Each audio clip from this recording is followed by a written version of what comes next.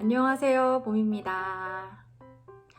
오늘은 괜찮은 이성을 만나는 루트 두 가지를 소개해 드리려고 하는데요.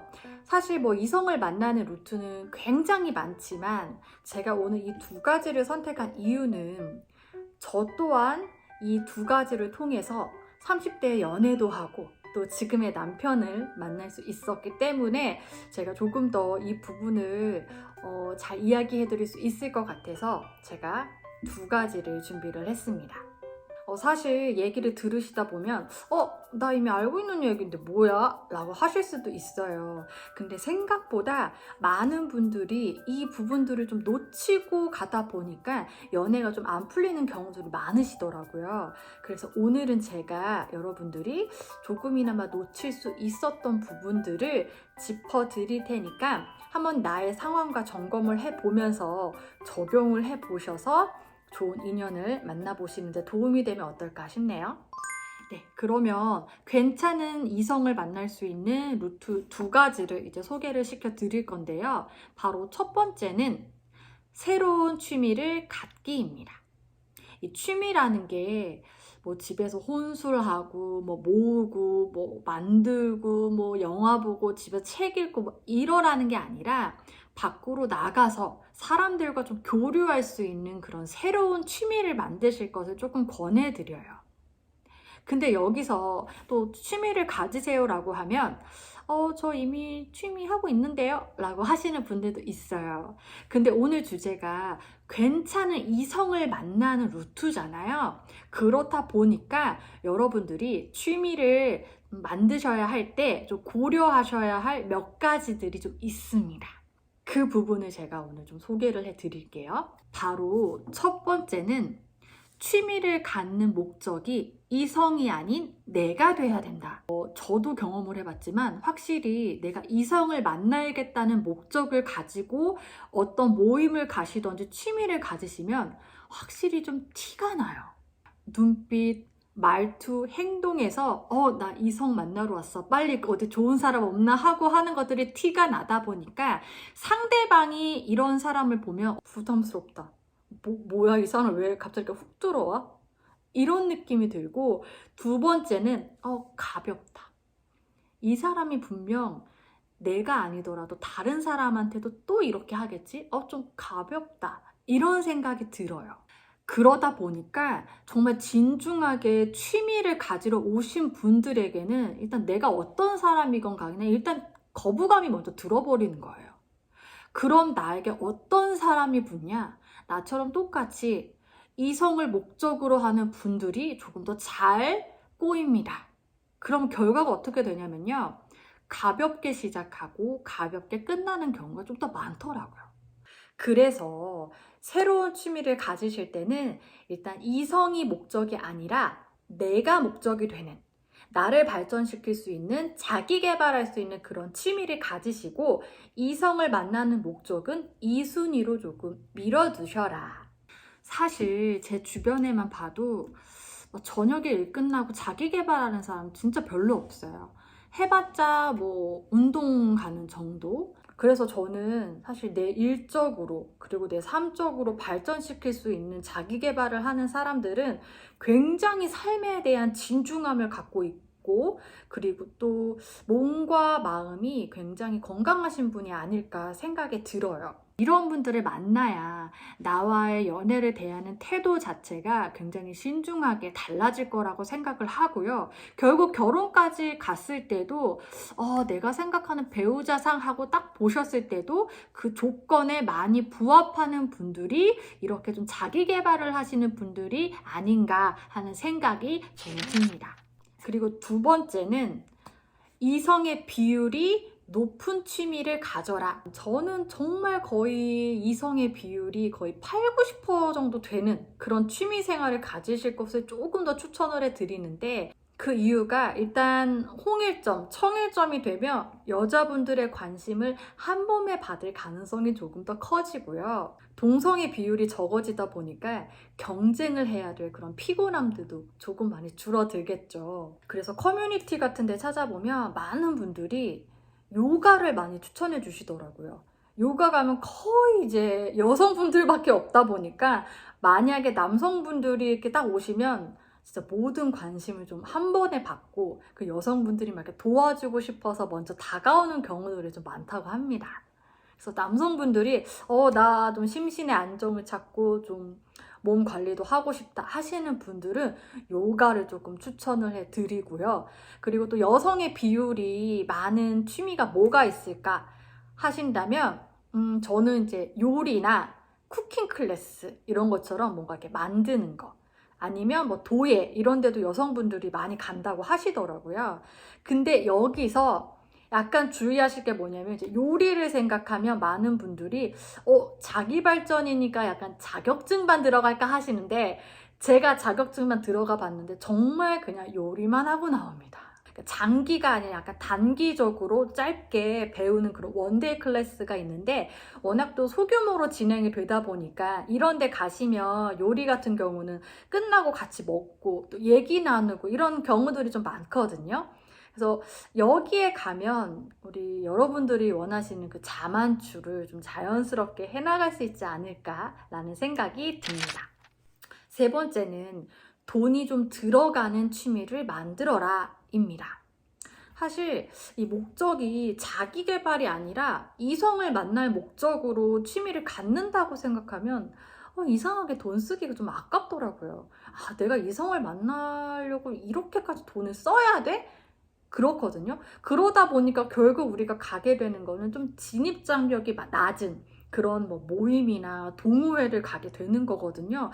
그러면 정말 좀 진중한 사람보다는 이성을 만날 목적으로 오는 조금 가벼운 생각의 분들이 조금 더 많겠죠.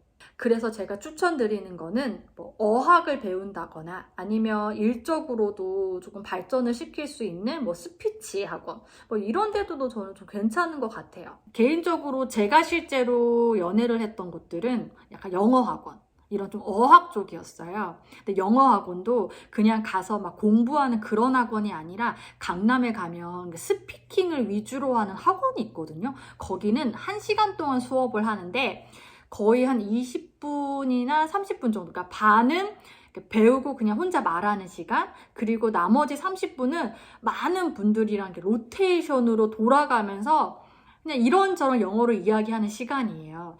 그때 오히려 저는 다양한 분들을 좀 만나면서 자연스럽게 좀 얼굴도 트고 친해지고 이러면서 또 자연스러운 만남이 이어졌던 그런 경험이 있습니다. 네, 그 다음으로 괜찮은 이성을 만날 수 있는 2가지 루트 중에 마지막 2번째는요. 소개팅하기입니다. 확실히 30대가 되면 좀 이성을 만날 기회가 좀 적어지기 때문에 소개팅이 사실 가장 좀 만나기가 쉬운 것 같아요. 저도 30대 때 소개팅 진짜 많이 했거든요. 근데 여기서 이제 제가 말하는 소개팅은요. 내 주변에 진짜 친한 친구들, 그 친구들한테 소개를 받는 게 아니라 오히려 조금 더 범위를 넓혀서 나와 좀 친하지 않았던 사람들, 연락이 조금 뜸했던 사람들한테까지 나 외로워요를 좀 소문을 내고 그런 분들에게 소개를 받아라 라고 이야기를 하고 싶어요. 그러니까 이 이유는 뭐냐면 저랑 좀 이게 결혼을 생각하면서 좀 진중하고 괜찮은 분들을 만나려고 하다 보니까 제 주변에 친한 친구들 있잖아요. 그러니까 그런 친구들의 친구들을 만나면 좀 거기서 거기더라고요. 좀 끼리끼리라고 하죠. 그러니까 결혼을 생각하니까 뭐 정말 여러 가지 조건들을 봤을 때 제 마음에 좀 잘 안 차는 거예요. 저도 좀 연락을 자주 하지 않았던 한 1년에 거의 한 번 정도 그렇게 연락을 했었던 쇼호스트를 같이 했었던 그런 언니에게 지금의 남편의 소개를 받았는데요. 오히려 그 언니도 좀 나이도 있고 사회적으로도 좀 직업도 많이 안정이 되어 있다 보니까 제 남편을 소개를 받았을 때 정말 뭐 성격적인 면뿐만 아니라 경제적인 부분들도 제가 생각하는 배우자의 조건에 조금 해당되는 부분들이 굉장히 많았어요. 그래서 저도 지금의 남편을 만나서 결혼을 할 수가 있었는데 또 제가 이렇게 이야기를 하면 역시 남자는 능력이냐 하실 수 있는데 사실 맞아요. 남자는요 외모보다는 솔직히 능력입니다. 이거는 정말 팩트 어쩔 수 없고요. 여자분들은 또 뭐 이뻐야 된다 이건 아니에요.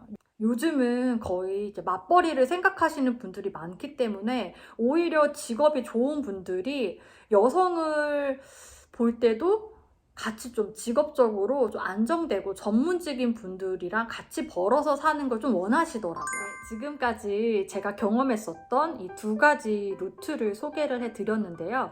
사실 오늘 이 영상을 만들기 그 전까지는 뭐 취미에 대해 소개해드릴 때 사실 뭐 골프, 등산, 데이팅 앱, 결혼정보회사 이런 것들은 사실 좀 소개를 시켜드리고 싶지 않았어요. 하지 말라고 하고 싶었거든요. 일단 그 이유가 뭐냐면 일단 데이팅 앱 같은 경우는 좀 워낙 좀 사기가 많고 그리고 뭐 안 좋은 그런 흉흉한 기사들도 많이 올라오기 때문에 좀 저는 위험성이 크다고 생각이 들거든요. 그래서 여성분들에게는 개인적으로 조금 안 했으면 좋겠어요. 그리고 골프나 등산 같은 것도 요즘은 얘기 들어보면 너무 이렇게 목적을 갖고 오신 분들이 너무나도 많다 보니까 내가 그렇지 않아도 분위기가 좀 그렇게 같이 좀 동조가 된다고 하더라고요.